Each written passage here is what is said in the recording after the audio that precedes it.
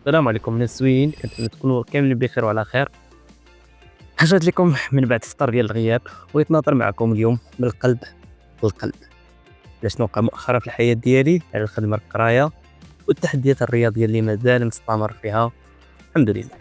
واخا الظروف حاولت نلقى التوازن، وغادي نعاود لكم شنو خديت من هاد التجربة والنصائح مهمة اللي يمكن تعاونكم انتوما. صراحة الفترة الأخيرة كانت فيه الضغط بزاف، الخدمة اللي كانت فيها بدات كتولي فيها مسؤولية كبيرة، بزاف ديال المهام، الضغط النفسي، أوقات صعبة. وفي نفس الوقت قررت نكمل القراية في الأوائل الأخيرة باش نزيد نطور من راسي. دابا بين الخدمة والقراية والحياة الشخصية الوقت ولا محدود بزاف، هاد الشي خلاني نوقف شوية في اليوتيوب، ولكن ما نسيتكمش.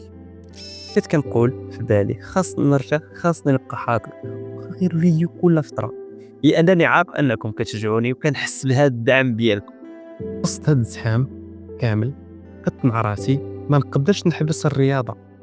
كنت بديت واحد التحدي رياضي اللي عارفين كامل هدفه بسيط، نبقى مستمر نحسن نطور من راسي ونعيش حياة صحية 100%. وحتى الفيديوهات القديمة كنت وعدتكم نكمل ونعطيكم النتائج، مي ما كملتش لهاد الأسباب اللي عاودت لكم دابا. والصراحة رغم التعب، رغم أن الوقت محدود، حاولت ندير جهد ديالي وبقيت مستمر ومنضبط على الرياضة، وديما كنحاول ندير على الأقل 3 حصص في الأسبوع.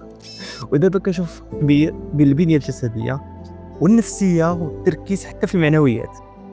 هنا عرفت أن السر أن الرياضة مهمة لواحد الدرجة ما غادي يعرفوها إلا الناس اللي كيديروا أي نوع من أنواع الرياضة. والسر أيضا استمرار يوم انضباط إلا بغيت توصل لواحد الهدف. دابا غادي نقول لكم الحوايج اللي استفدت منهم. واخا الظروف كتكون صعيبة تقدر تحافظ على التحدي ديالك إلا درتي هاد الحوايج اللي نقول لك دابا. حدد هدف بسيط وواضح،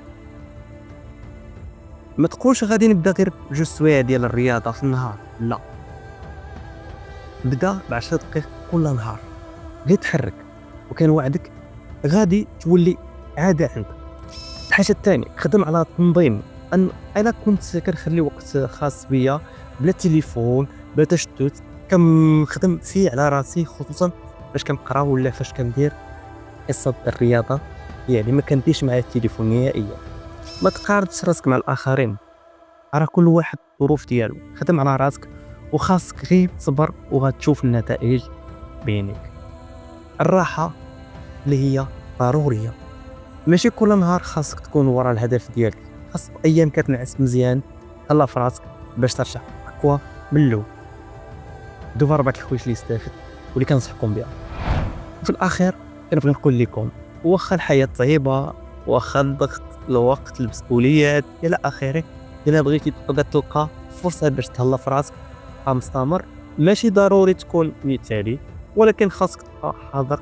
وهذا الشيء علاش نشارك معكم هذا الفيديو باش تشوفوا باللي حتى الاوقات الصعيبه تقدر دير فرق. نتمنى ان هذا الفيديو يعاون شي واحد فيكم ويعطيه دفعه، وكنطلب منكم تشاركوا معايا التجارب ديالكم التعليقات باش انا ايضا نعطيكم واحد الدفعه شنو هما التحديات اللي كتواجهوا، وبغيت نعرف شنو النوع ديال الفيديوهات اللي بغيتو نرجع بها وشنو يحمسكم اكثر. ما تنساوش ديروا لايك، سبسكرايب، بارطاجيو الفيديو مع في واحد محتاج يسمع الهضره هذه. نشوفكم في فيديو قريب ان شاء الله، وبقاو ديما قد السلام عليكم.